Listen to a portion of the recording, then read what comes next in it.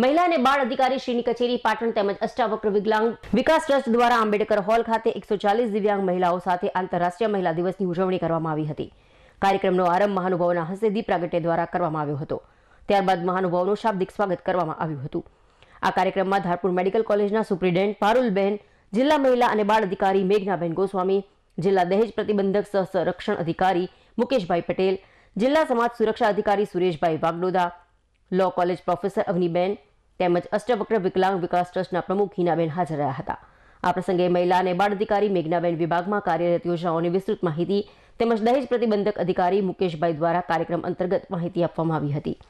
Doctor Avniben દ્વારા કામકાજના સ્થળે મહિલાઓની જાતીય સતામણી અધિનિયમ 2013 અન્વયે મહિલાઓને જાગૃત કરી માહિતગાર કર્યા હતા। સંસ્થાના પ્રમુખ હિનાબેન દ્વારા કાર્યક્રમને અનુરૂપ મહિલા સશક્તિકરણ વિશે માર્ગદર્શન આપવામાં આવ્યું હતું। જિલ્લા સમાજ સુરક્ષા અધિકારી સુરેશભાઈ વાગડોદા દ્વારા સમાજ સુરક્ષા અંતર્ગત ચાલતી યોજનાઓથી બહેનોને માહિતગાર કર્યા હતા।